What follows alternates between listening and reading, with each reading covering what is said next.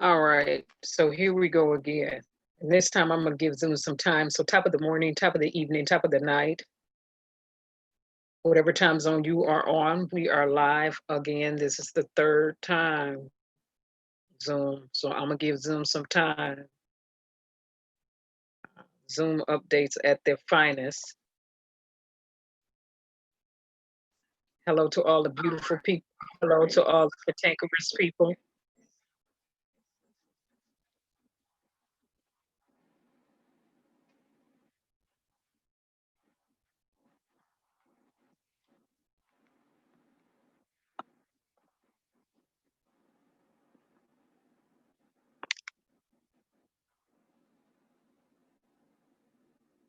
I'm giving Zoom some time. I have too much information to share for them to be on this foolishness tonight. Again, Attorney General K.Ellison now has the George Floyd's case. Okay, so his case is in his hands, and I will be hearing what he has to say for the first time tonight, as well as everyone else. But we still know 3 other officers need to be arrested and charged, as well as the other officers throughout the United States of America who are committing heinous crimes upon U.S. citizens. And again, I push back on news media narrative of violent protest. What I will say is what you see are a frustrated people in the United States of America. What you have seen in the United States of America is over 500 years of systemic racism. So when you see an uprising of the people, and let's call it what it is, an uprising of some US citizens, how dare you, as news media, deem them as violent people when cops have systematically been allowed to shoot innocent people and not be incarcerated for it. Innocent US citizens and not facing the penalties for it. How dare you? And it's been going on for years. How dare this US system have the audacity to call everybody else violent? How dare you, United States of America, and how dare you news anchors come out with your little twisted up words? Call it what it is. It's an uprising of the people. How dare you, when you didn't have the same passion or energy for Wall Street? Not one time did you call Wall Street executives that stole US taxpayers' dollars, as well as US congressmen and women who sat by and let them do it. You didn't call them looters. How dare these news anchors have the audacity to sit up and want to talk about working class people and attempt to label them? How dare you? So I'm pushing back on that narrative tonight too. Understand that. Understand that. When we have big businesses over here who ain't paid no taxes into the system in years. Now you tell me who looting what, who's doing the most loot. And then you always want to take the US taxpayers' dollar and use it on them. You tell me who have had the socks fleeced off of their feet. That's basically snatching the clothes off our backs and fleecing the socks right off our feet. No, we're not going to do this. We're not going to have one language for the working class who didn't sit at home for 3 months plus. Some people still didn't get $1,200. Some people didn't even get $500 like it was in the Careless Act bill. But big businesses, we saw what they got. Don't sit up and talk to me about no loot. And the narrative that these news anchors have coming out of their mouth, I'm pushing back on it. I don't like the terminology that they're using, because if you're going to call somebody a looter, if you're going to call somebody a thief, if you're going to call somebody a thug, you better go to Washington, D.C. and get all them thugs up there in the White House. and them looters up in there in the White House. And then you better go to the New York stock market and get them too, with your verbiage. That's what I have to say tonight. But like I said, let me do the share on this. I have too much to share. And hello to Cha-Cha Brady. I saw you earlier in the chat. Hey, Jen.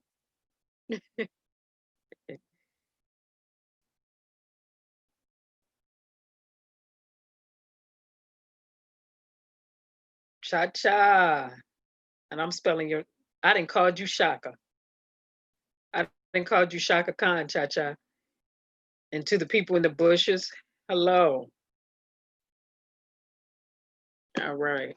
So let me do the share again. And that's where the issue seems to come in. Let me do this first. Let me do the share. Let me give us some music, see if it's going to allow me to do the share. All right, here we go.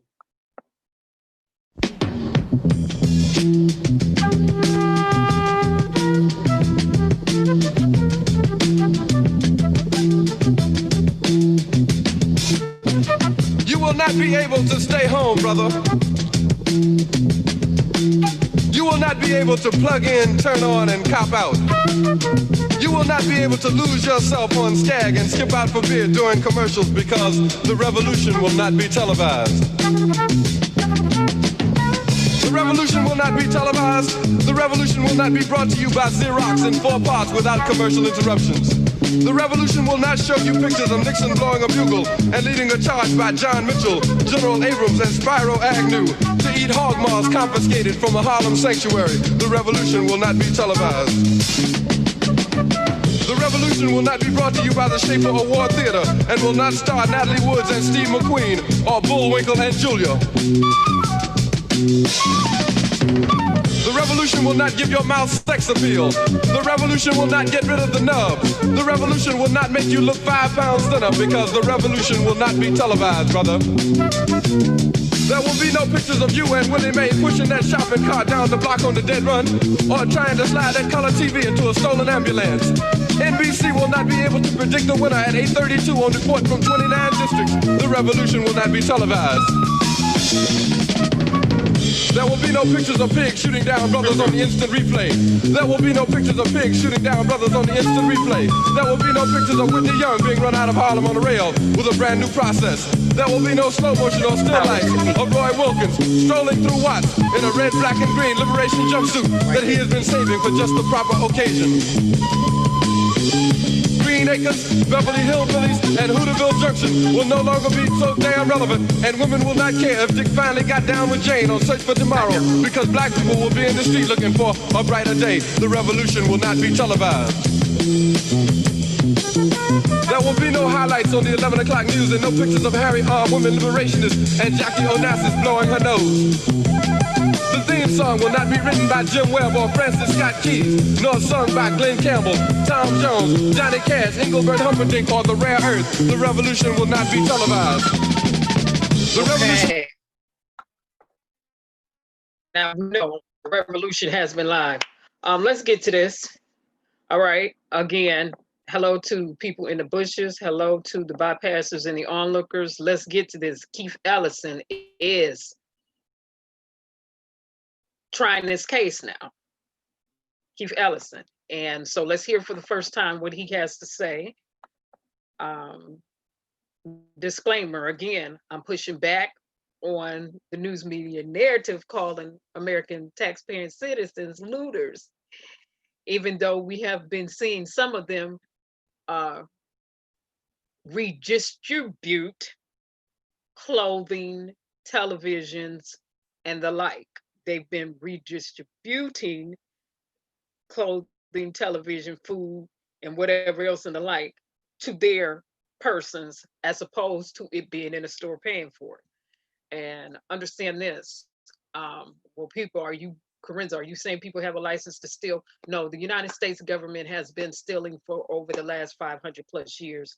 So you tell me who had the license to steal, but the news anchors in the United States of America, they want to come out and blast the people who've been in the house for the last 3 months, who Some didn't get the $1,200, but they pay their taxes. But see, they won't tell you that on the news while they coming out, zooming in. Oh, looters and violent. Oh, no, that's your narrative. Now let me give you a right narrative and put some perspective on this thing. We just watched Congress sit up and pass a Careless Act bill with no money in there for the people. Don't talk to me about a funky $1,200 when people been paying their federal taxes. We just sit up and watch the U.S. Congress give corporations a tax break. The same corporations, the same businesses, let me call them out. Amazon, you ain't pay no taxes. Airlines, United Airways, you ain't pay no taxes. We have over 100 businesses who have not paid taxes in the last few years who have been given tax breaks during this COVID-19 pandemic. Let me make this plain and talk about who the thieves and the looters are. The thieves and the looting is going on Pennsylvania Avenue. By the way, number 45 ain't never released his taxes yet. Why? Because he a thief. Let's get to this. My perspective, my opinion. I'm redirecting some narratives tonight, but again, hello to everyone, all the beautiful people, all the cantankerous people. Let's get to this. Let me pull it up in the background. Let's remember, we can look up, we can get up, and I stand in solidarity with the people who are pushing back and resisting this foolishness. That's where I stand at. So let's get this narrative under control. Protests are not new. They're not taboo. We've been protesting since we got here. By the way, we're going to commemorate Black Wall Street. 1921. We're going to acknowledge that this year too. Yeah. Over 600 Black businesses and grocery stores and all of that was burnt down to the ground by the United States government on the president's command with his involvement too. President Hoover, y'all did that. Don't sit up and talk to me about no looting over here in the United States of America, because I'll have to take America back through its history, and let's stop calling Indians Native Americans because they were already here. Let's call them by the tribe that they belong to. Let's give them their tribal names. It's tribal. Their tribe is not called Native American. They all belong to individual tribes. Let's get that right too. Since we want to talk about some looting. Oh, I can. Okay, let me get to this. Let's get to this. Let's hear what Keith got to say. Let me move on. Let me move on. Let me move on. Let me move on. Let's move on and hear what Keith got to say about this. And we need him to come correct because he said some things that I wasn't 100% in agreement with. Sit back listening to him. But let's hear how he gonna do this. All right, I got the video where I want it to be. Apologies for any loud clicks in the background. Let me pull this up. Let's hear what he's saying. Let me do my moment of silence again for everybody who have lost their lives during this pandemic, for people who have lost their lives to senseless violence, for people who have lost their lives this year overall, period. Let's pause for a minute because people do get missed. Take a moment of silence.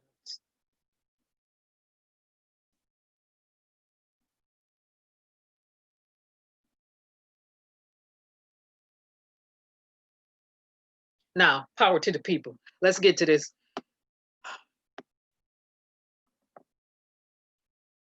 Case that will happen. With that, Okay, Attorney Fred. General Keith-Ellison. Thank you, Governor. My name is Keith-Ellison. I'm the Attorney General for the state of Minnesota. And it is with a large degree of humility and a great seriousness that I accept for my office the responsibility for leadership on this critical case involving the killing of George Floyd. I want to thank my good friend of many years, Mike Freeman, for the hard work he's done. We expect to work together. There is a lot of resources, talent, and ability in his office on cases like this. And I just want to let everyone know that we are going to bring to bear all the resources necessary to achieve justice in this case. And that means that we won't leave any resources on the sideline as we pursue justice.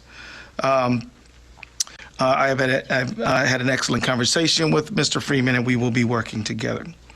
This case is unusual because of the way that Mr. Floyd was killed and who did it. At the hands of the defendant, who was a Minneapolis police officer.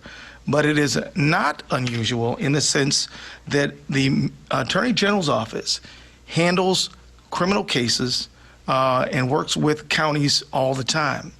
This is not something that we're not used to. We have a criminal division of highly competent prosecutors that I have tremendous confidence in, and we have talked. We believe we have the capability, and we'll work with our counterparts in Hennepin County to make sure that justice is achieved. Now, if I may, I'd like to just anticipate a few questions. Tonight, we're not prepared to talk about what the charges are going to be, who's going to be charged. It's just too early to discuss that matter. Tonight, we are announcing our role in this case, and we'll begin the very earnest process immediately, and have already begun to do so. Let me also note a dose of reality. Prosecuting police officers for misconduct, including homicide and murder, is very difficult. And if you look at the cases that have been in front of the public over the last many years, it's easy to see that that is true.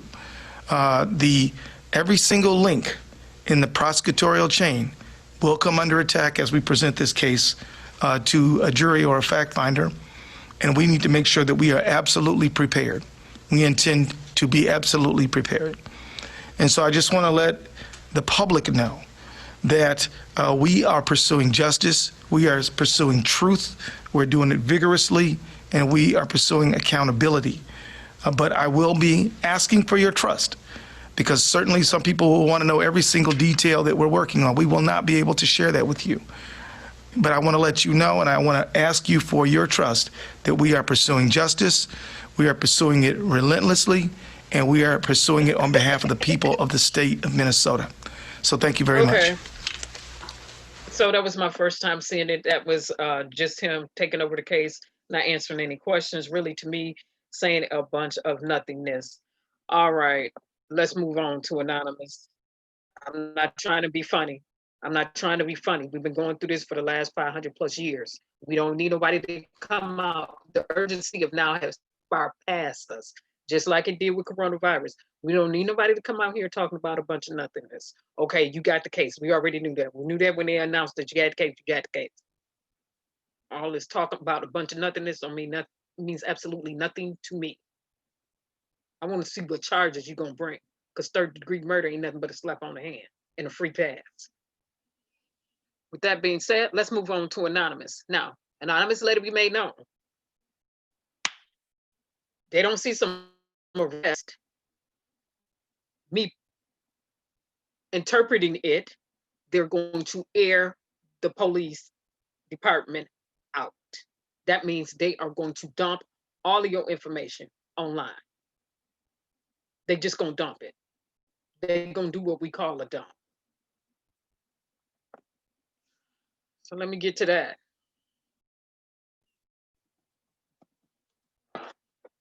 Anonymous, let it be made known.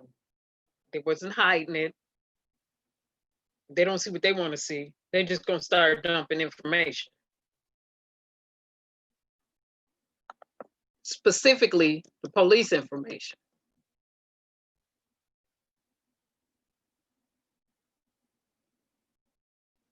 So let me pull that up, because people may have missed that.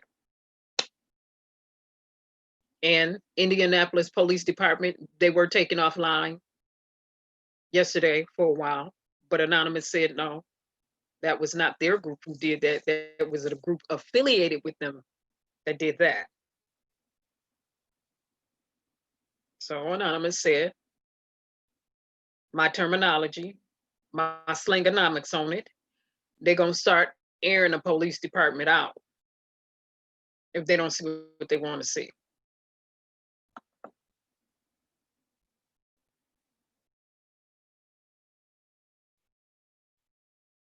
So, pull the article up.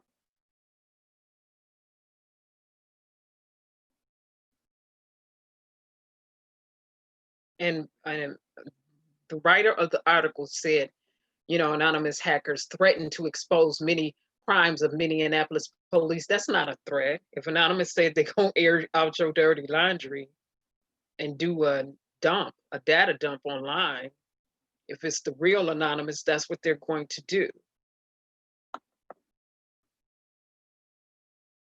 So let me share this.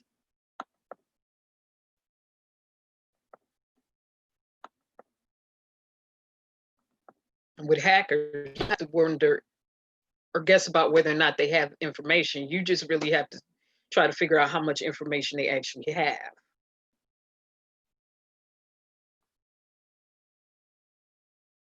Anonymous hackers threaten to expose many crimes of Minneapolis police. That's not a threat. They just forewarned you. It was a forewarning. Yeah.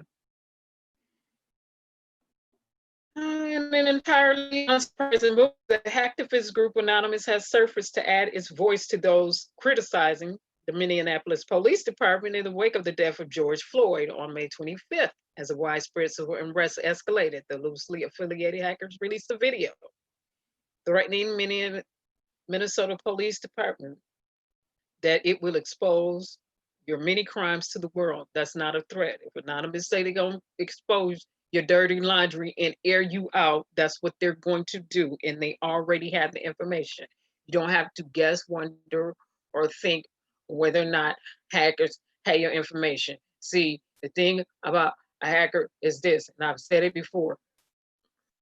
By the time they hit your system, they already been poking through it.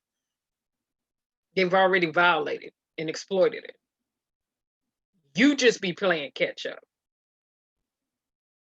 We just be playing catch up in the investigation. They've already been through the system.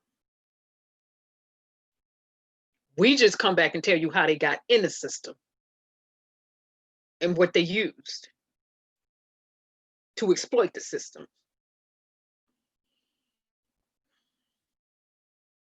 Now those threats appear to have come to life with online claims that the MPD website was taken offline Saturday, May 30th, with problems continuing through the night. Accessing the site today, Sunday users were asked to complete a captcha to ensure that they were not an automated bots orchestrating a denial of service attack. And that's what a DDoS is a denial of service attack. Anonymous did not claim responsibility for taking the website down, but an account claiming affiliation with the group did retweet the news that it was down. Given the way Anonymous is organized as that loose affiliations of hackers, it would only take a self-styled member to be involved in an attack to seemingly fit underneath this banner. Now, the anonymous video posted on May 28th to Facebook page affiliated with the group, and now it's viewed over 2 million times. It's the montage of news footage and a masked narrator, complete with trademark electronic voice, okay? And that's their trademark, their voice and their symbol. Claiming that the killing of George Floyd was merely the tip of the iceberg. The video, and I'm jumped down in the reading, the video goes on to claim the hackers are acting after numerous of MPD killings in recent years. Now,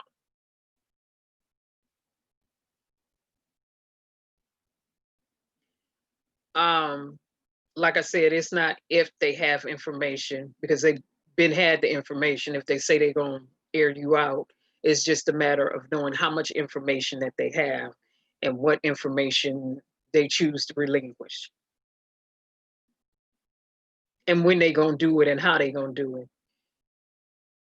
All right, so here it is. And like I said, my hood and my slangonomics on it is they're gonna air you out. They're gonna air the police department out. They're gonna start airing officers out from that police department.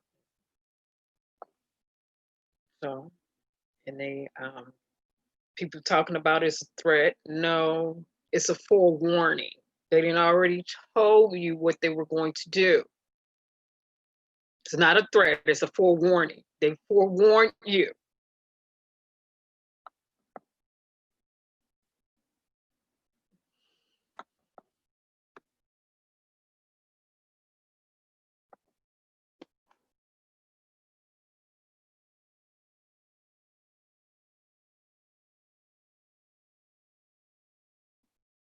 So we waiting for all four to be arrested and charged with real degrees of murder and not this little simple stuff that they doing, trying to sit up and tell us it's hard. It ain't hard for you to charge nobody else because they try to sit up and tell us where the police have been licensed to kill. That becomes the issue over here in the United States of America, that the police got a license to kill. They are licensed by law to kill over here in the United States, so it's so hard for us to bring a charge against them. Bypass me with that foolishness.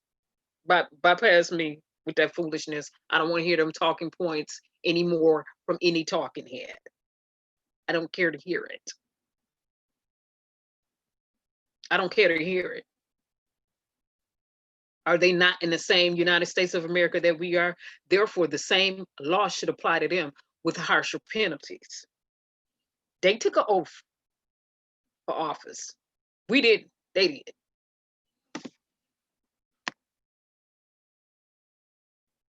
So there it is. You got Anonymous saying, all right, y'all want to play? Keep playing. Now, let's get to my state real quick. Grand Rapids, downtown, they tore that up. Right, Grand Rapids, Michigan, downtown, they tore that up. We know they've been tearing up downtown Detroit, Michigan, and it is so unfortunate that a young 19-year-old got shot by someone who drove up and started shooting in a crowd of protesters.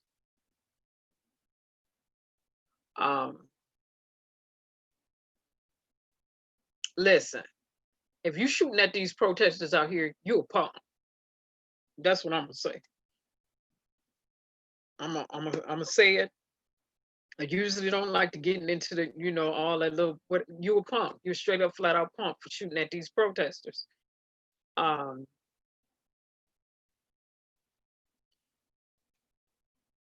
Flint Township,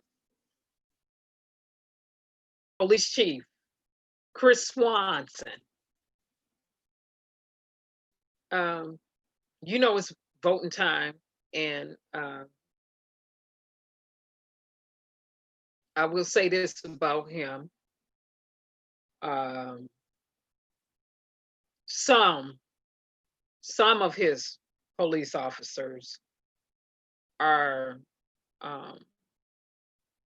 they know how to negotiate and diffuse a situation. Some, I'm not saying all, I will just say some. And he took off his shield yesterday and he started marching with the protesters. Well, like I said, you don't want township to start burning up. First of all, property taxes cost too much. And you know who pay your salary, right? You also know this is a voting season, right? Election season, right? I'll tell you what.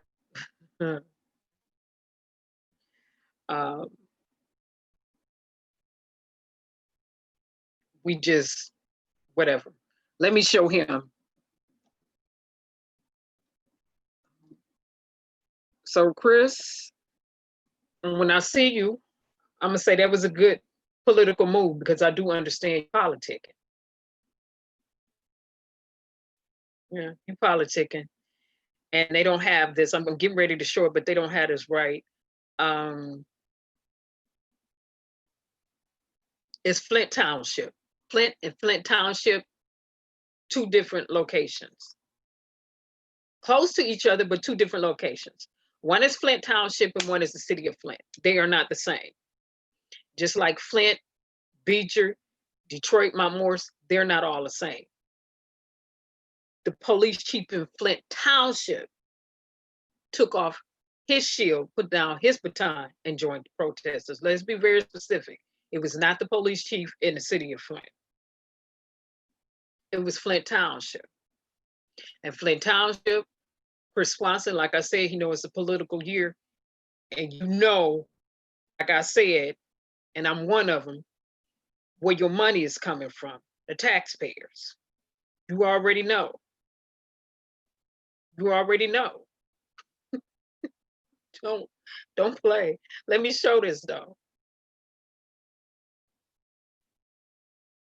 And so yesterday I was like, okay, all right.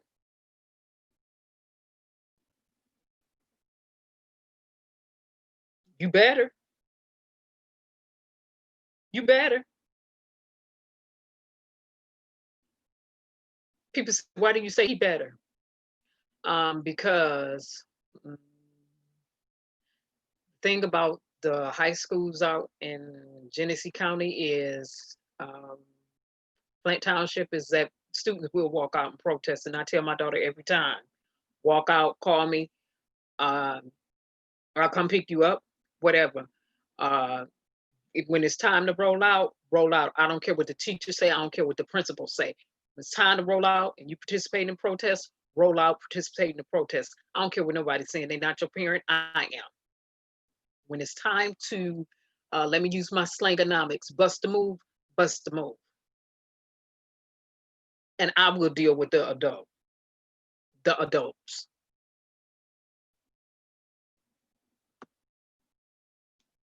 So students are there, are very much engaged, and they are very much woke. And Township, this young generation of teens, and I can't speak for all of them, but most of them, they're woke. They are really, really woke. And they will protest. They will exercise their constitutional rights to protest. And they have us parents backing them. This is Flint Township, not the city of Flint. Don't confuse the two. They're different. Want to sell online? Go to Wix.com today and do it like this guy. Commercial in here. We know how I do. I got to get past the commercial. I don't show no commercials over here. No, baby. No, that's not what we do over here. My apologies. Let me get past that. Let me get past it. Okay, here we go. Here we go. This ain't that channel for showing no commercials. So again, Police Chief Swanson, like I said, you know it's a political season. And you know good and well, you better have taken that your little stuff off and join the protest, because you already know. It's too many gas stations out here. It's too much stuff out here. You know, if a fire would have started there, it's too many gas stations. That's a whole gas station that could have possibly just blew up tons of other stuff. Yeah, he know. Like I said, you know who be paying your salary. But let me go. He did join protesters yesterday. The only reason we're here is to make sure that you got a voice. That's it. There we go. Don't think for a second that he represents who these cops are from all over the county and around this nation. We go out there to help people, not do that nonsense. There we go. I want to tell you, where's my man? Right there. Where's the gentleman? Oh, I think he took off. Okay, yeah, my man. He took off. Pastor Hawkins, I was going to tell you, we want to be with y'all for real. So I took my helmet off and laid the batons down. It's not a parade. I want to make this a parade, not a protest. You got little ones here, you got dogs, so what's up? So listen, I'm just telling you, these cops love you. That cop over there hugs people, so you tell us what you need to do. Walk with us! Walk with us! Walk with us! Walk with us! Walk with us! Walk with us! Let's walk! Let's walk!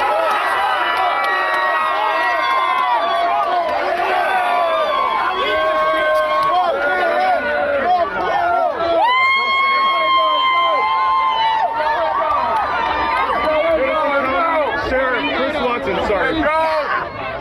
Genesee County.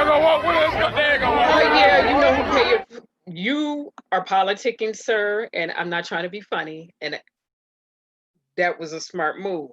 It's political season. Not only that, not only was it a political move, on the other side of that, he know who pay his salary. So like I said, don't play. Don't play. Don't play. Don't play. And yes, students in township schools do protest. Yes, they do. All the time. Like I said, they got us parents backing them. We paying salaries out there. Don't play.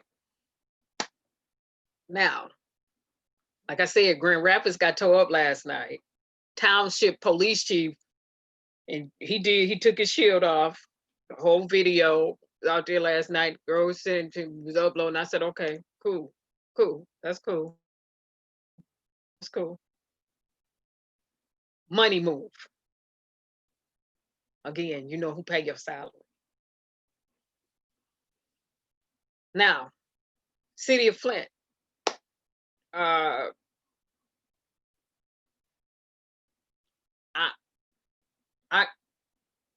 I don't care for the mayor that they have, so I'm just going to be quiet on that one. All right. So that happened. Let me flash back for people who may just be tuning in. K.Ellison has the case now. He said absolutely nothing in the press conference that was of any relevance or importance to us. Anonymous said they are going to air out the police department. Okay. They said they're gonna air them out. If they don't see what they want to see, they're gonna air them out. They're gonna start dumping all of their information online. Period. They're just gonna dump it. Right? They're gonna air them out. Or however they're gonna do it. I don't know if they just gonna start. Well, let me be quiet because I don't know how they're gonna do what they're gonna do. So that took place. Flint Township police chief put that doggone baton down, took their shield off, started marching with protesters yesterday, and staff followed. That's why they didn't get tore up yesterday in Township. And like I said, teenagers would. He didn't want, you want that area tore up.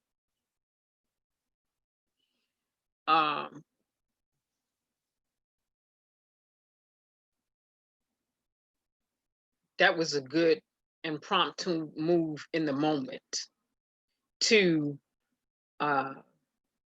negotiate and temporarily appease what could have escalated into something different. Now, the rest of these police chiefs and some other ones have been out there with protesters too. Y'all need to get with it.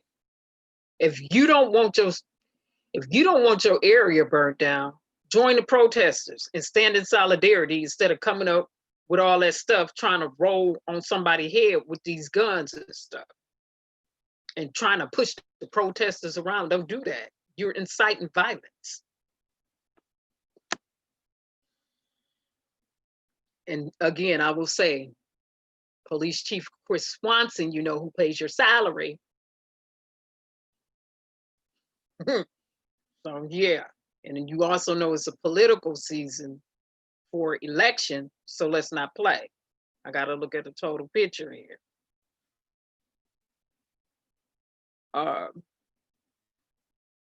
Now, I got to give the mayor of Atlanta a little credit. I got to give her a little credit because she did fire some police officers yesterday. She fired 2 police officers yesterday. So I'm going to give her credit too, because I'm all for that. I am all for that. When they do wrong, get them up out of there. Don't pontificate. Get them out of there. She fired 2 police officers. So I got to give her credit on that. Where is she? She should be in here. Yeah, here she go. I'm gonna give She also said Trump need to shut up. He needs to stop talking because when he talk, he makes stuff worse.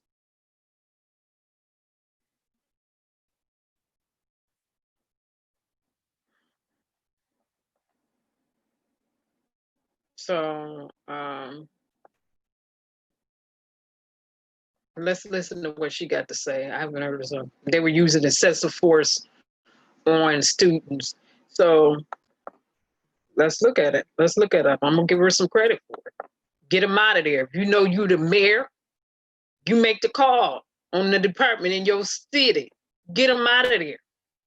And people wondering why, again, why they burning up downtown areas and why they burning up because these mayors they be sitting by passively too. Well, guess what? They burning your stuff up.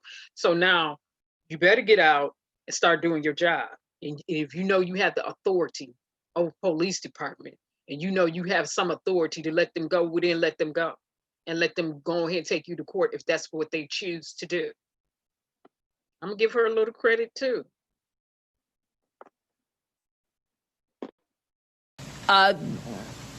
Sometime during the night, I saw a very disturbing video of 2 young college students who were in downtown Atlanta yesterday evening. And it was disturbing on many levels, the least of not which was that there clearly was an excessive use of force. We understand that our officers are working very long hours under an enormous amount of stress. But we also understand that the use of excessive force is never acceptable. So the reason that we postponed the press conference earlier today was to give Chief Shields and I an opportunity to review the body cam video. There were 5 officers involved in this incident, so it took quite a while.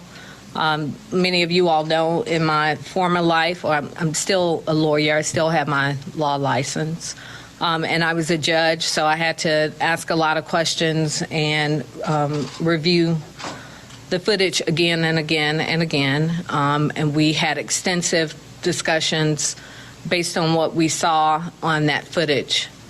After review of that footage, Chief Shields and I have made the determination that 2 of the officers involved in the incident last night will be terminated immediately. The other 3 officers are right now on desk duty, pending further determination of what, if any, appropriate action, disciplinary action should be taken against them. The students they assaulted, but we've seen a lot of other people they've assaulted. So clap it up for their termination, and hopefully they do not get their jobs back, because we do understand police officers do have unions, and in unions many times will come in and fight for them to get their jobs back. Okay, so I gotta go to Cuomo again too. He has been very strategic and wise with the choice of words, with his choice of words. When he said violent protests, when he called number 45 out and said, you are tweeting about looting, but you're not tweeting about the murder of the George Floyd and the murders committed by these police. So his state is a hot cake.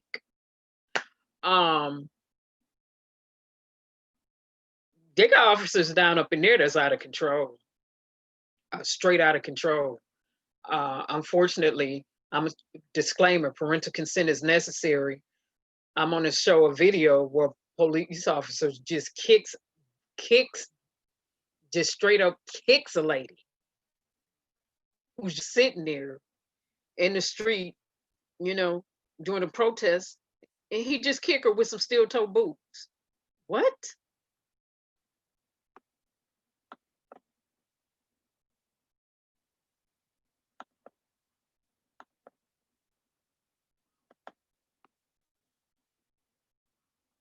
Cuomo, gotta give you some We're very credit. good in this country at telling other people how they should live their lives and how they should act, how we preach a high standard, but we still discriminate on the basis of color of skin.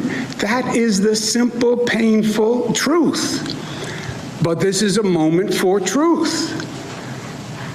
Now, at the same time, it is equally true that violence never works. How many protests have we had? How many nights have we gone through like last night? How many times have we burned down our own businesses, our own neighborhoods, and our own communities? Burning down your own house never works and never makes sense. Burning down your own struggling businesses, people who are trying to bring back the community, never makes sense.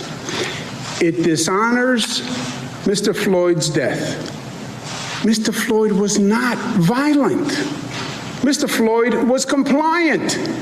Mr. Floyd wasn't even charged or accused of a violent crime.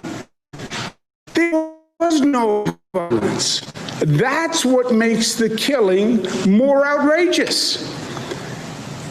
When you are violent, it creates a scapegoat to shift the blame.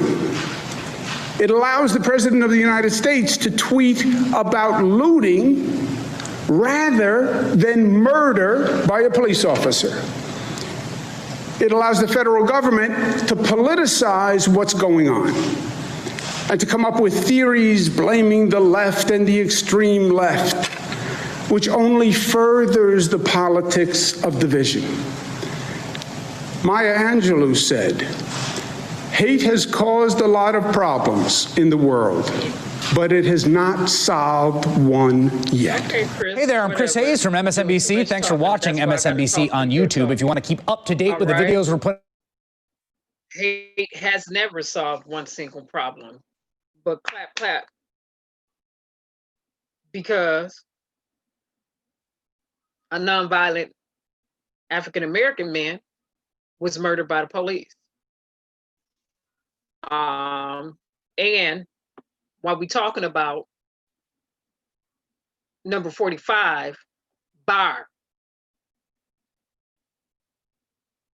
if he don't get his simple self somewhere and sit down, he has got to be, he got to have some old ancient evil spirit operating on the inside of him.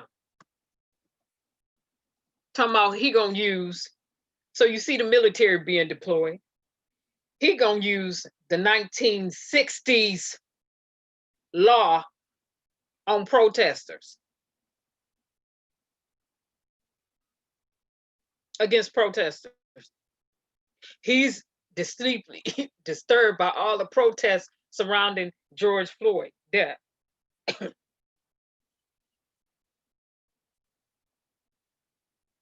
So he gonna enact some law from the 1960s and use it on protesters.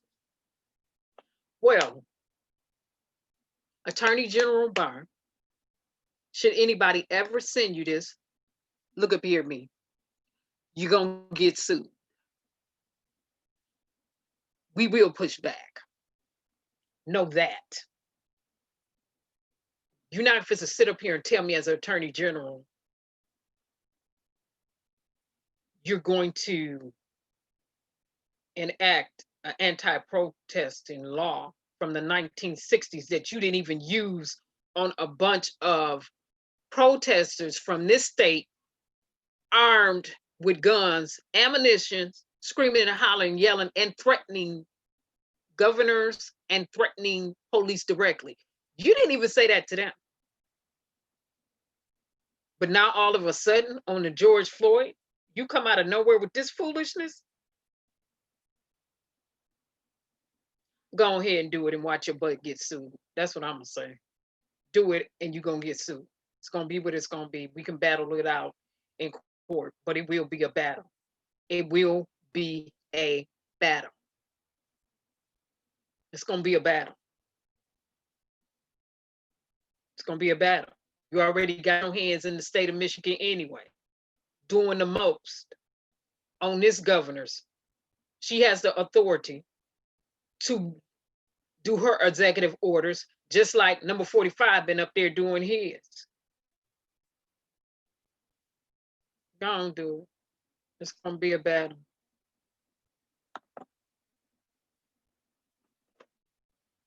Let me show it. Let me show this so people won't think I'm making this up.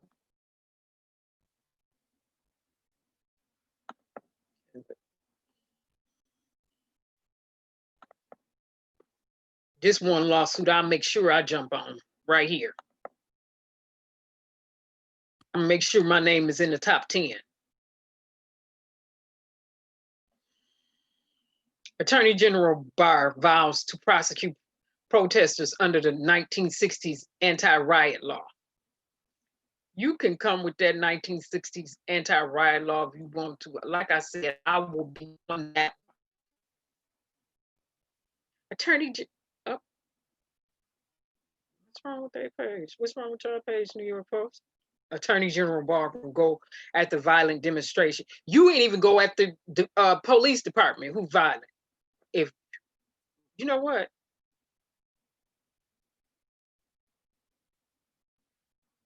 Far less extremists. You know what? You didn't go after them far right extremists up there with guns for the entire world to see. Protesting an anti-shelter in place. But you're gonna try to go after some unarmed protesters?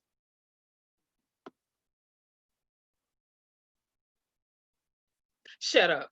And I was not allowed, excuse me. We were not allowed to use this word coming up. It was like a profanity word in our house, but Attorney General Barr, you need to shut all the way up. You need to shut your mouth.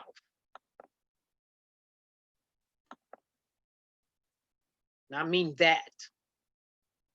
So, rest assured, like I said, I want to be on that lawsuit because what I'm going to do, I intend to steamroll over that lawsuit. I'm going to come right down on my own little state and we're going to let the clips play. Play the clips, please, of some extremist protesters yelling, screaming, and hollering in the state capitol with guns, threatening people with a lot of ammunition. Now you want to bring out a 1960s anti-riot. Like I said, you shut up. You shut up. You shut up. That's one lawsuit I intend on being on. That one right there.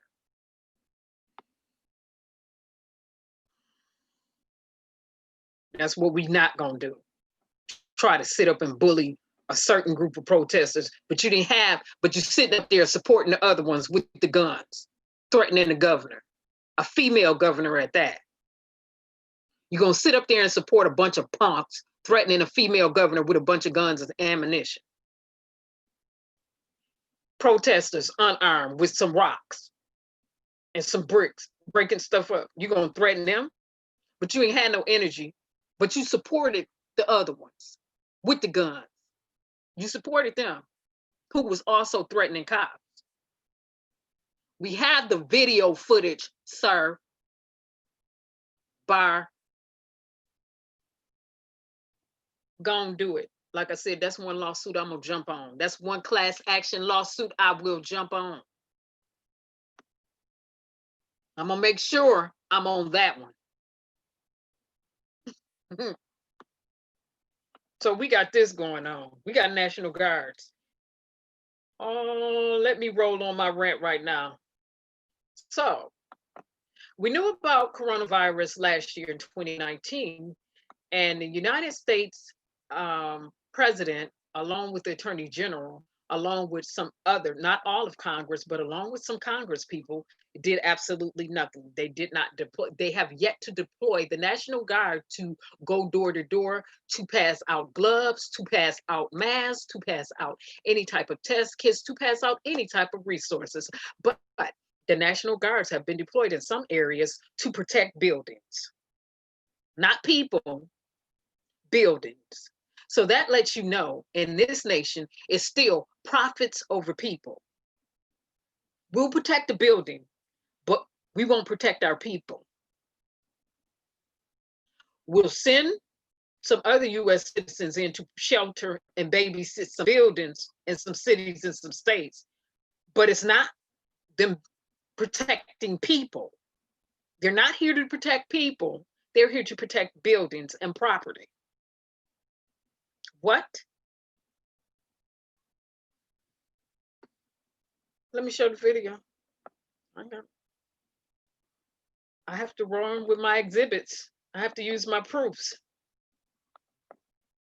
An attorney general, bar, whatever, whoever, whatever. I'm serious. I will be on that class action lawsuit against you.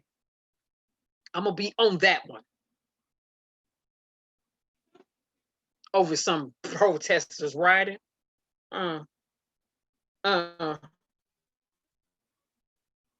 Okay. Okay. Why protesters threatening people in the city, in the state of Michigan, armed, who could carry out direct threats because they were armed out there for days. Okay. You trying to babysit a building. Okay. This wouldn't be happening if it was dealt with a long time ago. But see, racism, police brutality, these things never got dealt with. We 500 plus years into this, still with the same old issues and the same old problems with no resolve. I will be on that class action lawsuit.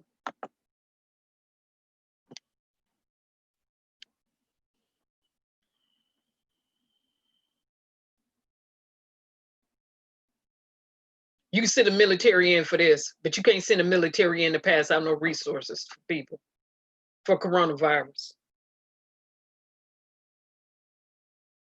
This what our tax dollars doing right now? Babysitting buildings?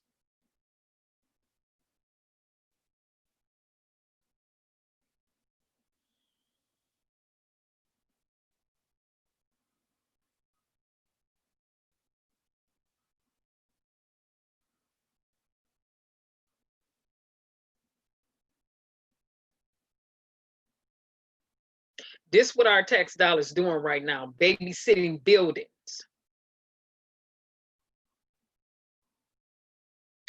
People can rebuild those buildings. They're going to give tax write-offs. They get to write off everything they have lost. What doesn't get to happen is we don't get to bring back the life of Philando Castro, Katrina Gaines, Tatiana Jefferson, Breonna Taylor, George Floyd, Stephen Clark, Tamir Rice, Ayanna, and the list goes on. Freddie Gray. We can't bring their lives back. Hello, I'm Mark Brown. Click the ABC7 logo to subscribe. We don't get to bring those lives back. We can rebuild a building. Those lives will never come back. They're not going to magically reappear on this earth, on this side of the dirt.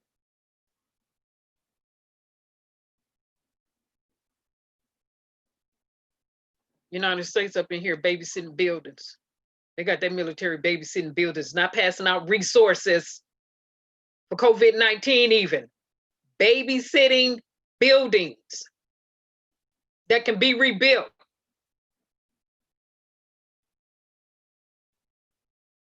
They always want to come out and use some psychology. Even in the news media, you're good at spinning a story and using very divisive language. You immediately jump to violence and riot. It was other terms that you could have used that you news anchors chose specifically not to use. But then police officers out there shooting at your behinds and tear gassing you too. And you want to, and it's astonishing you.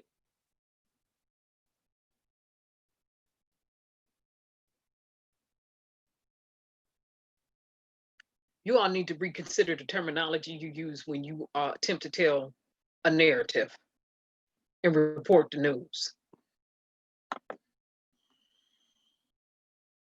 And I'll say it again. My story is we got the U.S. military up in here not passing out resources to U.S. taxpaying citizens, babysitting buildings that can be rebuilt, not building up a people, not even coming up with a strategy or resolve.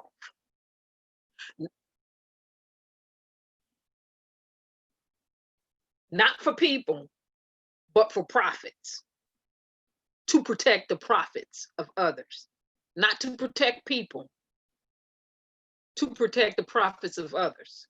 These protesters ain't even strapped up. They ain't even armed with nothing but some rocks and some shovels and stuff. A bullet will get there quicker, faster, and will be more piercing to the body. You don't even have enough sense to use good psychology on unarmed protesters. You want to send in the military to babysit some buildings and try to, like, you know, terrorize some protesters with the threat of dealing with the police and the military now? A possible, let me get my word right, with the possible threat of dealing with the military now and the police. We know the police is a threat. We've seen that proven over and over again. Some police are a threat. We've seen that. That's a history over here. You won't send the military in now. Not to pass out no resources, because we still in a pandemic, but to babysit some buildings for profits that can be rebuilt. The business owners gonna get a tax write-off. They have the opportunity to remodel and make it better than what they ever had. They have that opportunity. They have the opportunity to do that. The people who have been murdered by the police would never have the opportunity to speak to their families again, to hug their families again, to tell their families they love them again. They won't have the opportunity to live out the fullness of their days. Ayana was only 8 years old. He was only 12, really, turning 13. And that list goes on and on and on. It's something wrong psychologically with the United States of America and the way certain people think over here. People over profits, people over buildings.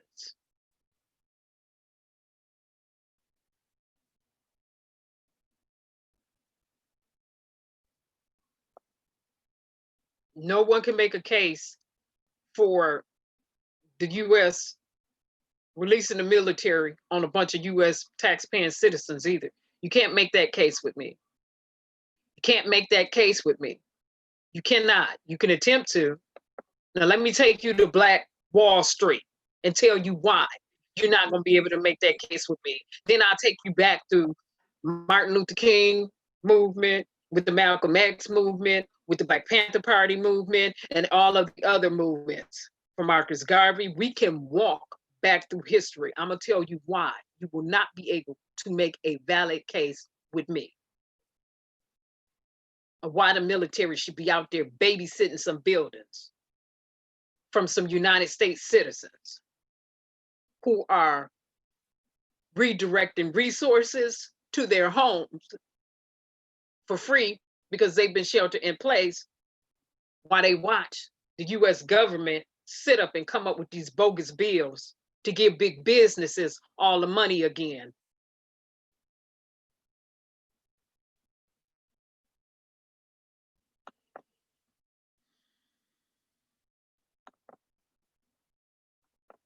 Some people still ain't got their $1,200.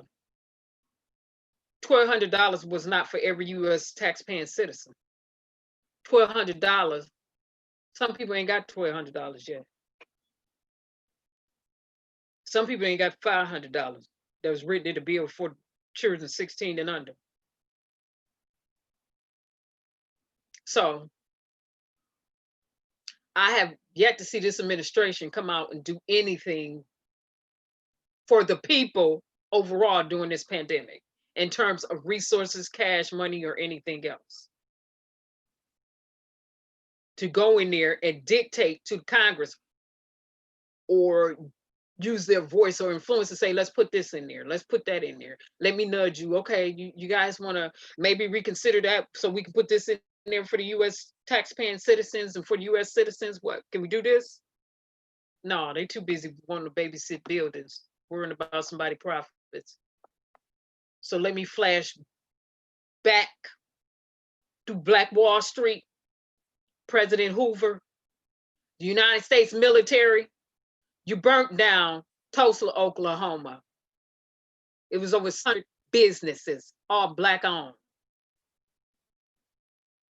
1921. Let's flash back. People need to stop trying to make cases with me because it's not working. Between the 1870s and the beginning of World War I, Black pioneers settled more than 100 all-Black towns in the West, each with the goal of economic independence. Among the most well-known was a Black district in Tulsa, Oklahoma, known by its residents as Greenwood. If we were to go back in time to 1920 and walk up and down Greenwood Avenue, one thing that would probably strike us is the absolute variety of businesses. The numbers are astonishing. 30 restaurants, 45 groceries and meat markets. There were dry goods stores, milliners, photography studio, dental offices. Greenwood is no longer called Greenwood. It's now known as Black Wall Street. This whole idea of self-containment really existed there. The dollar would stay in that community sometimes over 3-5 years before it ever went outside of the community.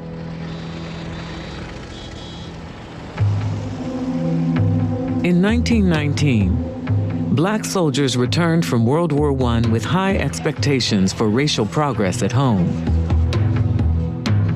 But in one city after another, white mobs erupted in violence, targeting Black veterans, citizens, and businesses. Hundreds died. On Tulsa's Black Wall Street, African Americans, including armed veterans, watched nervously and prepared for what might come. Countering this white militancy is very much an African-American spirit of we're going to defend ourselves. If the mob comes, we're not going to run, we've got our guns and we're going to protect ourselves. And that was especially important and valuable and potent in Greenwood. On May 30th, 1921, the mob came to Greenwood. This white woman is in an elevator and this Black teenager allegedly whistles at her or talks to her. He is taken to jail. A mob gathers of whites and Blacks, and Blacks in Tulsa are armed. They take their Second Amendment rights seriously, and they come with guns. And this is a threat. Someone fires into the crowd, and the riot is born. This was not about the whistling boy in the elevator. This was about Blacks becoming too economically powerful and showing that wealth in a way that anyone would by creating buildings and constructing churches and having property. There was a whistle that blew, and then the mass invasion and the destruction of Greenwood began. When the smoke cleared in the early morning of June 1st, 1921, Black Wall Street lay in ruins. This is by far the largest single incident of racial violence in all of American history. So don't sit up and talk to me about no looting and no riots over here in the United States of America. Like I said, people really don't want to have that conversation with me. If it would have been taken care of years ago, it would not be happening now. But it's festered for so long. And I will concur with something Will Smith said, which I found to be interesting. When he said, when people said racism has risen, he said, no, racism is just being filmed more. That's all. It's just being caught on camera more. When did it ever stop? When did police brutality in the United States of America ever stop? I showed yesterday 1967, Detroit, the Detroit riots or Detroit rebellion against police brutality, where that city was burnt down, where it took days to put the fire out there. It took days. Riots from Martin Luther King and Malcolm X time period, riots from Black Panthers time period. We can go through history, go riot for riot for riot. Riots that the Rodney King got beat. Riots, 1992, when what's his name got shot. Riot after riot after riot. They want to call it a riot, but let's call it an uprising. Let's call it a rebellion or a resounding no against police brutality. Let's call it what it is. An uprising against police brutality and the callous and the carelessness from the US government in responding to it. Now let me get to Martin Luther King. Like he said, you want to sit at home all winter and not deal with injustice? Where during the summertime, you can expect riots to happen. Because you set up all winter and done nothing. Then you come out and you want to look shocked. For people who shocked. For news anchors yesterday and all this week. Stop.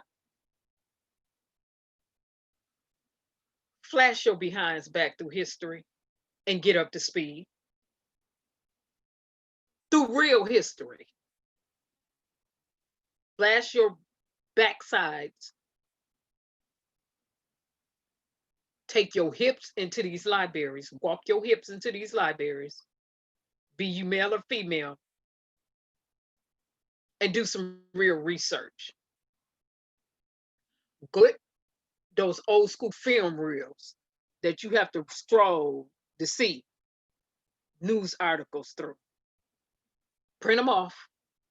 Read and study. And stop acting astonished when you see this happening. This is not new. This is not taboo. U.S. ain't dealt with nothing. The U.S. ain't dealt with nothing. The U.S. have not dealt with racism over here. The U.S. have not dealt with racism over here like they should have.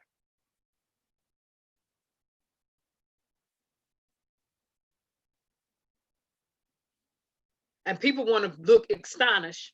Well, I would say to those news anchors, why don't you go back and play all the video footage of Fannie Lou Hamer? Why don't you go back and listen to all the audio of Fannie Lou Hamer? Do that too. Go back and listen, read, look, and study, and stop acting like you. Again, I'm not going with these news anchors' verbiage. It's off, or the adjectives, the adverbs, the pronouns, or their prepositions. I almost don't like their subject matter to a degree.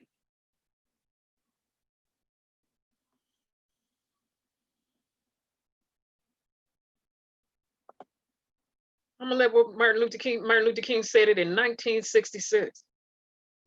He said it in the 1960s. He told you what a riot was all about, since y'all want to call it a riot. And he told you why. Go back and slow. I'm bypassing this commercial. Let me skip past this commercial. We're not getting ready to do no commercials over here. No.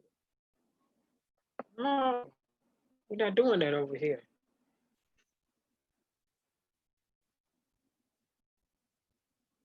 Again, all links will be in the description below.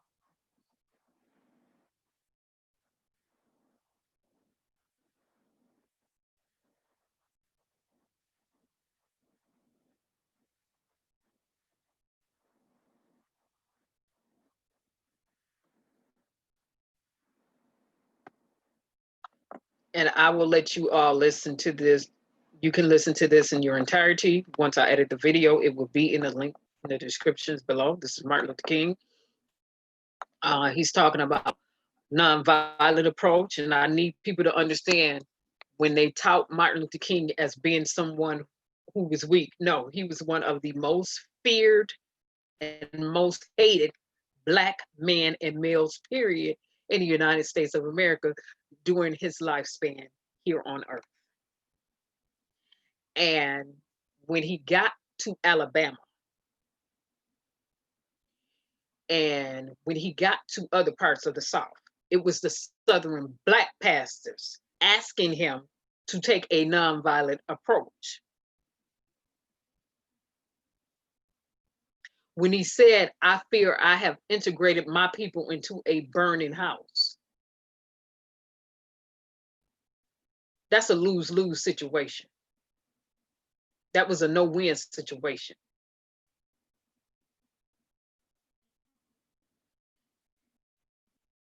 Be clear. After speaking with them, what Martin Luther King was saying was, the numbers don't add up. We're going to be outnumbered. It's going to be too many casualties. We're going to have more casualties than we need to have. So I'm going to take a nonviolent approach due to the casualties that we're going to have, knowing we already going to have some. Maybe I can minimize. Maybe I can help minimize some of this by taking a nonviolent approach. Even though they beat hoes and shot up and stick dogs on people anyway. Well, Malcolm X said, by any means necessary. And then at the end of the day, Martin Luther King said, well, I should have stuck to my method of self-defense. And people want to label Malcolm X as taking a violent approach. No, it was not. He said, you don't mess with us, we won't mess with you. You keep burning down our stuff, we're going to come burn down your stuff. We're not going to sit by and let you punk us and not retaliate. That's me paraphrasing what he said. Or explaining my way what he said. No, you're going to sit up, keep slapping, beating, pushing women, shooting at our kids, burning up our stuff. What he said was, okay, good. We'll come burn your stuff up then. We'll come shoot at you then. You come here to shoot at us, expect us to shoot back at you. You're not going to come on our property. So before I show this, I need people to really understand. Let me go back to Martin Luther King, because Martin Luther King, after they shot up his house and came with his house, if you read the book by his friend, he will tell you Martin Luther King had shotguns all over his house. He was a gun owner. When they did that to his family one time, he said, hold on. No, So when you come back here, if you come back here with it, I'm putting some leads in some backsides. Understand that. People need to stop making him docile and weak. He was not. Who in the world in their right mind, knowing they're going to get killed, will still be out there on the front lines like that? That's not a weak person. That's a person of power, a person of strength. That's a real leader. He knew they was going to kill him. Did you not listen to what he was saying? He knew they was gonna kill him. He made it crystal clear in parts of the I Have a Dream speech. I may not get there with you to the other side. He already knew they was gonna kill him. He already knew it.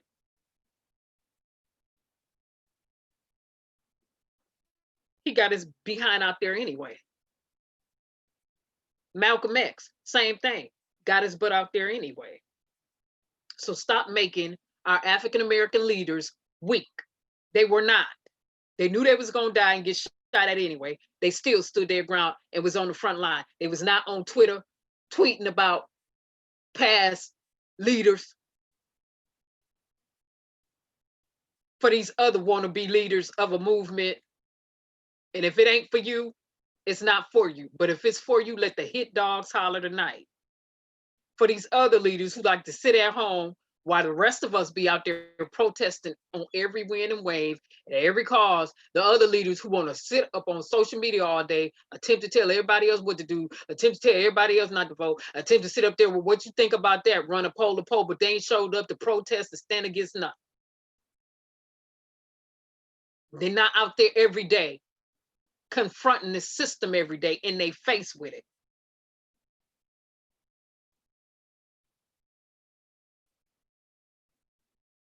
You can do both. You can do more than one thing. It's called multitasking.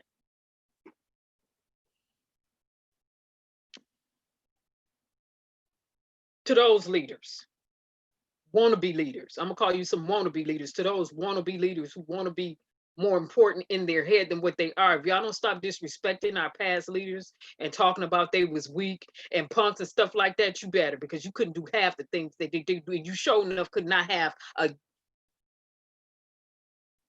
the president was scared of them. The president was scared of Martin Luther King. The president was scared of Malcolm X. The president was scared of Huey Newton. The president was scared of Black Panther Party. The president was scared of Marcus Garvey. The presidents were scared of them. That's why they murdered them and infiltrated their camps. They feared and revered them. They were scared of those Black male leaders.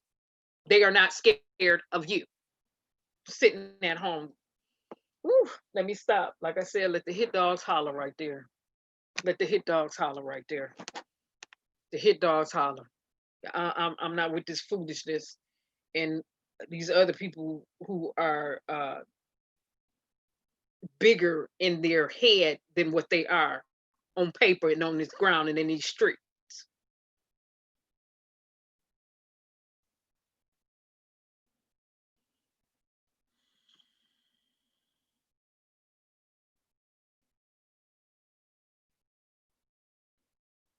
Again, presidents, FBI, CIA, and others were scared of them, literally. Literally. These other running around thinking they're a leader. Ain't nobody scared of y'all. You ain't done enough for them to be scared of you. You ain't been in their face enough for them to be scared of you. You just on the internet and on these social media sites running up views for money. Don't. Let me move on. People have a right to earn income. Let me move on. Let me proceed and play the video. Let me get back on topic. We talking about let me get to what Martin Luther King said about riots. Let me get back on focus. Vocal minority who disagreed totally with your tactics, Dr. King. There's no doubt about that. I will agree that there is a group in the Negro community advocating violence now. I happen to feel that this group represents a numerical minority. Surveys have revealed this. The vast majority of Negroes still feel that the best way to deal with the dilemma that we face in this country is through nonviolent resistance. And I don't think this vocal group will be able to make a real dent in the Negro community in terms of swaying 22 million Negroes to this particular point of view. And I contend that the cry of black power is at bottom a reaction to the reluctance of white power to make the kind of changes necessary to make justice a reality for the Negro. I think we've got to see that a riot is the language of the unheard. And what is it that America has failed to hear? It has failed to hear that the economic plight of the Negro poor has worsened over the last few years. How many summers like this one do you imagine that we can expect? Well, I would say this: we don't have long. The mood of the Negro community now is one of urgency, one of saying that we aren't going to wait, that we've got to have our freedom. We've waited too long. So that I would say that every summer we are going to have this kind of vigorous protest. My hope is that it will be nonviolent. I would hope that we can avoid riots, because riots are self-defeating and socially destructive. I would hope that we can avoid riots, but that we will be as militant and as determined next summer and through the winter as we have been this summer. And I think the answer about how long it will take will depend on the federal government, on the city halls of our various cities, and on white America to a large extent. This is where we are at this point, and I think white America will determine how long it will be and which way we go in the future. Even Senator Jacob Javits asked the question recently. He said that he was a slum resident, but he and some of his fellow Jews were able to make it out of the ghetto on the Lower East Side. The same thing is true with lots of Irish, Italians. And he asked the question why the Negro finds it so difficult to make his way up out of the ghetto. Well, number one, no other racial group has been a slave on American soil. It's nice to say other people were down and they got up. They were not slaves on American soil. The other thing is that the Negro has had high visibility. And because of the prejudices existing in this country, his color has been against him.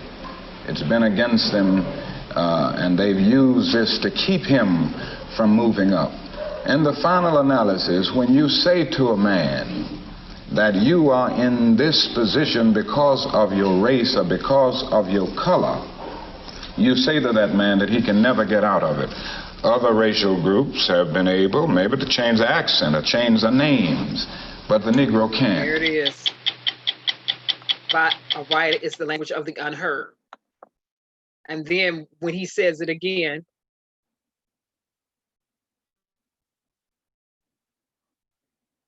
he makes it real specific. And he says, riots, the voice in the language of unheard.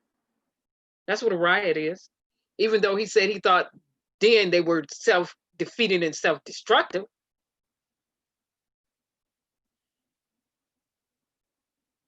But you also have to remember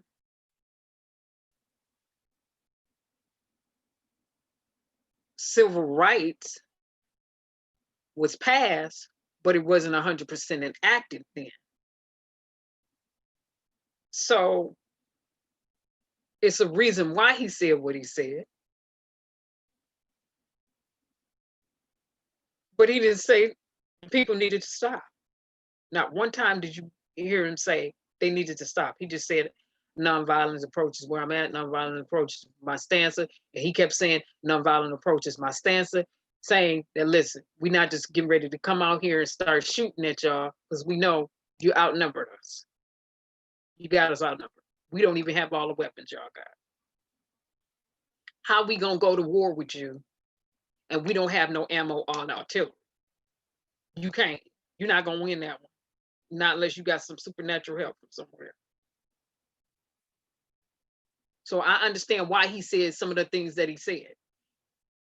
Well, Malcolm X, on the other hand, was like, let's get the ammunition, let's get the weapons. And they want it. It's gonna be what it's gonna be. Two different men, both assassinated. Still on the same page of African-American people being free and having the resources that they need and being treated like first-class citizens.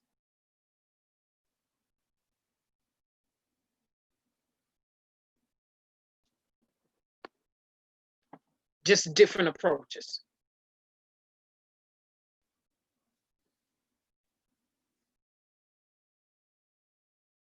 On how to get to the end while using a means to get to the end. And we still not there because we still got the same stuff going on that was going on years ago.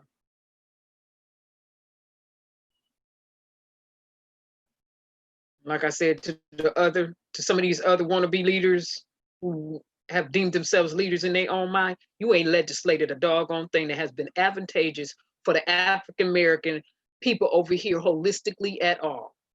You have not moved a single president or caused a single president to fear you to the point where they want to put that pen and paperwork in.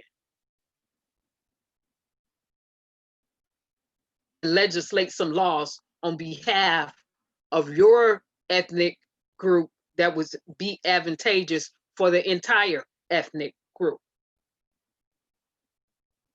They did that. They did that. Martin Luther King, Malcolm X, and the rest of them who was marching back then during that day, they did that.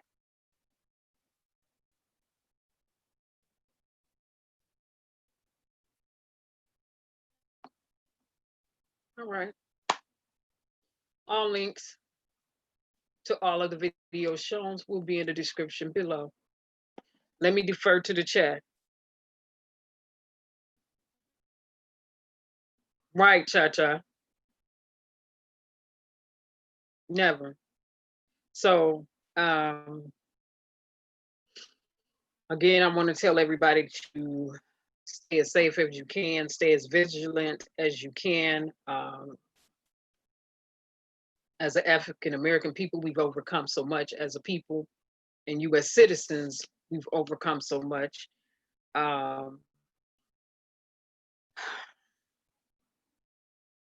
There can be a level of resilience on the inside of everybody if they tap into it. There can be a balanced level of compassion, care, and concern if everybody would avail to what they used to say, the better angel or the better person on the inside of you. However, I understand that that's a fallacy because some people just want to be evil and do evil because of the way they psychologically think and the way that they process information. Again, I am 100% for self-defense. Am I provoking violence? No, but I am promoting defending myself. Should someone threaten my person? I don't care. It could be a fly on the wall. Makes no difference to me. Come near me trying to sting me, you have become a threat to my persons at that time. I'm 100% for self-defense. That's not new. That shouldn't be new to anybody who've been watching me for years. No, I'm 100% for self-defense. And protecting my family. I'm all for that.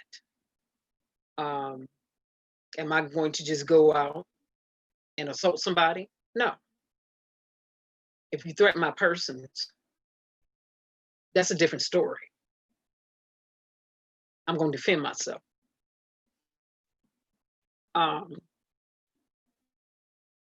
So I think these news anchors really need to watch the terminology they're using when they automatically put violence in the title. Automatically brand of violence. Instead of saying it's been some casualties due to this uprising, this uproar, due to the voices of the unheard. What you're seeing is a language from the voices of the unheard.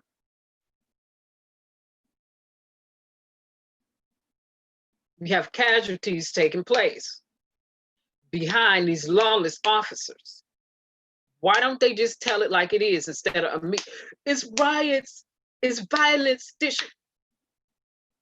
Well, who was inciting the violence first? The protesters only get provoked when the police show up. When the police weren't there, it was serene. As soon as they show up, how does violence pop off?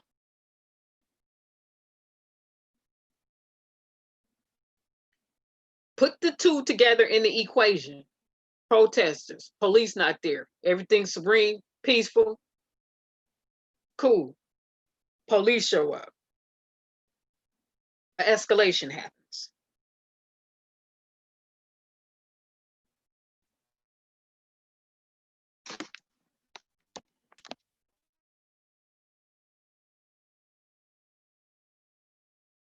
Yeah.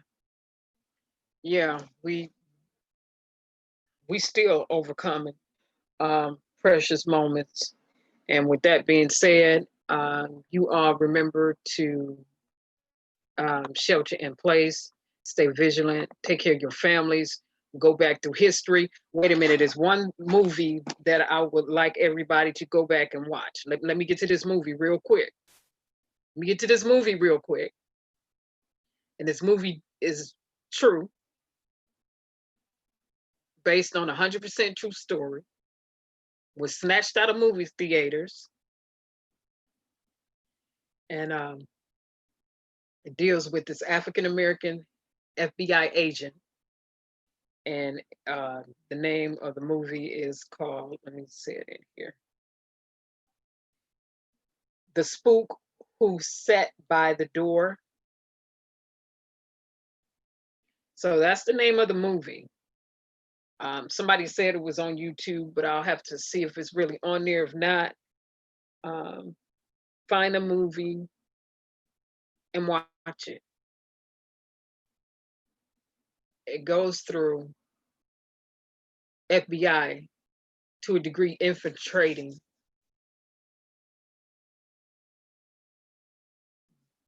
revolutionary movements from African American people. Anything progressive that would move the community forward. That's what it goes through. So, and in addition to the US government taking some of the Black Panther points and utilizing themselves, especially with their feeding the children programs and some other pointers that they took from the Black Panthers and gave them no credit for. Let's call that what it is too. The 10-point system they had, let's call it what it was. They was already doing that stuff long before the US government started doing it. So if you can, read the movie, find and watch the movie called The Spook Who Sat by the Door, okay? Just to give yourself a little bit more understanding on some things that happen from a historical perspective. All right, now, with that being said, when I say this, and I truly mean it, I want people to take care of themselves. I want people to really stay vigilant. I want people to use their voice. I want people to stand up for the voiceless and the defenseless. And I want us to create different narratives than what we have seen created by a lot of times news medias and reporters. And really,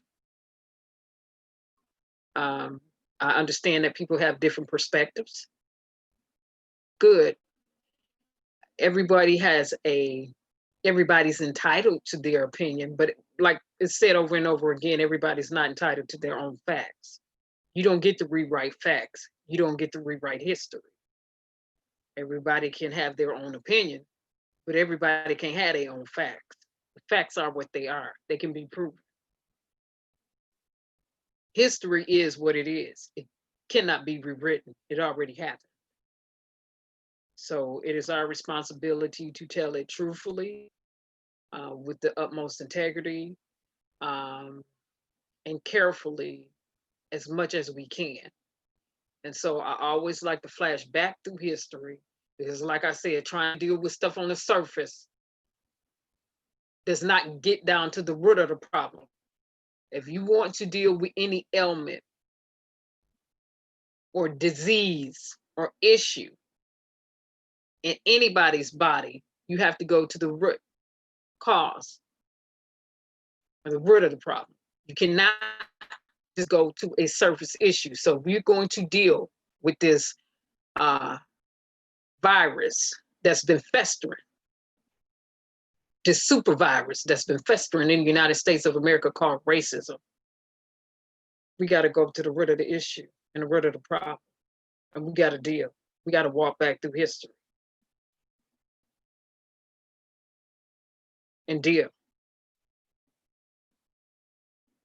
And then answer reasonably, after we've been through history, why we are where we are today.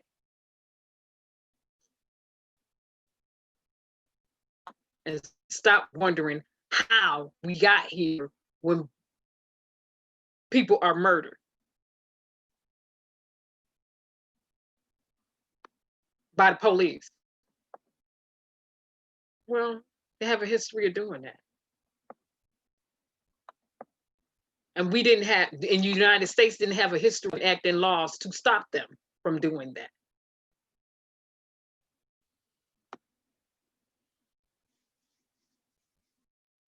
With that being said, like I said, be careful, everybody. Continue to shelter in place. Love on your family. Don't ever take your life for granted. And we shouldn't take the life of others for granted either. And stay conscious.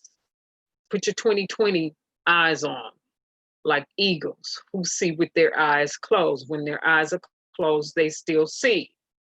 We have to be that type of vigilant person. So, like I said, thank you so much for streaming. I don't take your time lightly. It's very much appreciated. And plenty much love to everybody.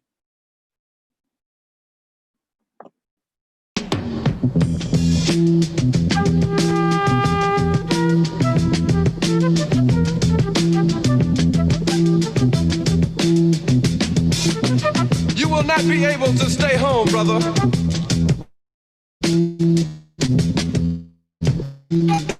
You will not be able to plug in, turn on, and cop out. You will not be able to lose yourself on Skag and skip out for beer during commercials because the revolution will not be televised. The revolution will not be televised. The revolution will not be brought to you by Xerox in 4 parts without commercial interruptions. The revolution will not show you pictures of Nixon blowing a bugle and leading a charge by John Mitchell, General Abrams, and Spyro Agnew to eat hog maws confiscated from a Harlem sanctuary. The revolution will not be televised. The revolution will not be brought to you by the Schaefer Award Theater and will not star Natalie Woods and Steve McQueen or Bullwinkle and Julia. The revolution will not give your mouth sex appeal. The revolution will not get rid of the nub. The revolution will not make you look 5 pounds thinner because the revolution will not be televised, brother. There will be no pictures of you and Willie Mae pushing that shopping cart down the block on the dead run or trying to slide that color TV into a stolen ambulance. NBC will not be able to predict the winner at 8:32 on report from 29 districts. The revolution will not be televised. There will be no pictures of pigs shooting down brothers on the instant replay.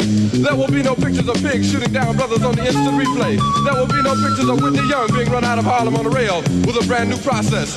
There will be no slow motion or still lights of Roy Wilkins strolling through Watts in a red, black, and green liberation jumpsuit that he has been saving for just the proper occasion. Green Acres, Beverly Hillbillies, and Hooterville Junction will no longer be so damn relevant, and women will not care if Dick finally got down with James. Because black people will be in the street looking for a brighter day. The revolution will not be televised. Pleasant evening and a pleasant night. Bye, everybody. Video links to everything shown in terms of videos will be in the description below once this video is edited. Take care of your families. Remember, we are still in a pandemic, so remember to wear your mask, your gloves, to wash your hands, and wear your glasses on. Stay vigilant, everybody. Bye-bye.